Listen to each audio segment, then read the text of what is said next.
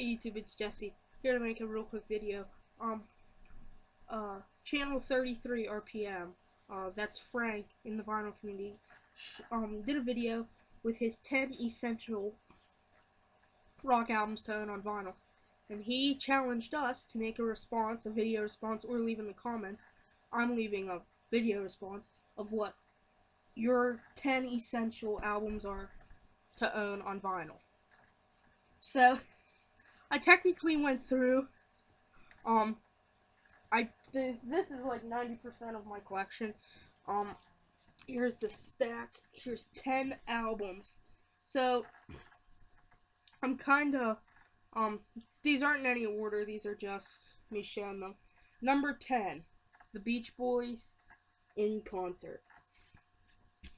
Just a good album. This was recorded live, of course, but this isn't, the Beach Boys poppy, music.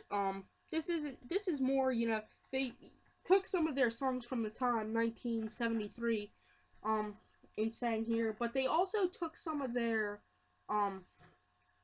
stuff, like some of their earlier songs, and, they were recorded live, so they weren't, like the studio versions. They were more rock, heavier. Not heavier, I mean, it's the Beach Boys, but, just, not as poppy, more, guitar influenced. Just really cool, and that's an essential tone on vinyl. Sadly, my copy's in really bad shape, and it has not been reissued, so I'm looking for a Stone Mint copy. Kiss, Revenge. A really good album. Some of the songs on here, like, a lot of these, Unholy, Take It Off, God Gave Rock and Roll to You, Domino, I Just Wanna, and Car Jam 81 are just some of the good songs, and this is an essential to own on vinyl, and, this is the reissue. You can get it, I think it's like $20 on Amazon. If you're looking for original, don't waste your time, because there's not many out there, as far as I know.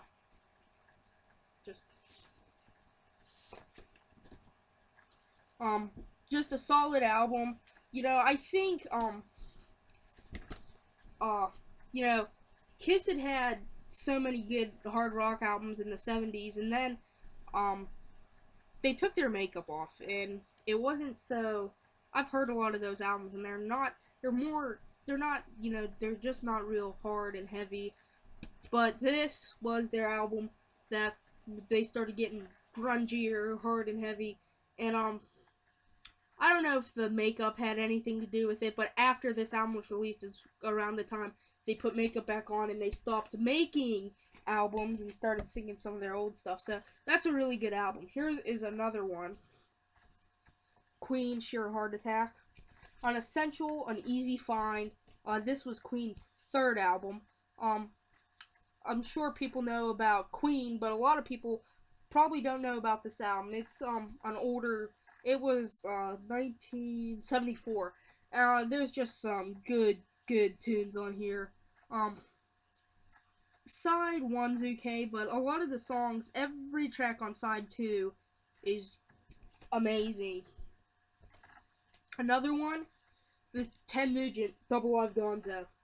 This one is a hard rock essential. Just an album to own on vinyl. Just so many good songs. It's a live album. This is the reissue, but I don't think they're that hard to find. I mean, it's an album people had copies of, just like Kiss is Alive. People have billions of copies of it. Alice Cooper, Welcome to My Nightmare.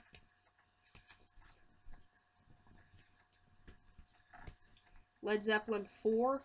And come to think of it, this is half of my record collection.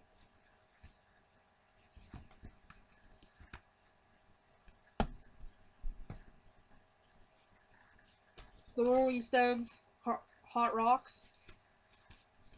Not a real hard album, it's kind of an anthology album, but there is some really good tunes on it. Here's one, is just a filler, but it is a good album. Not an essential on vinyl, but it is a good album though. Is the Who's Better, Who's Best. Not particularly a good compilation.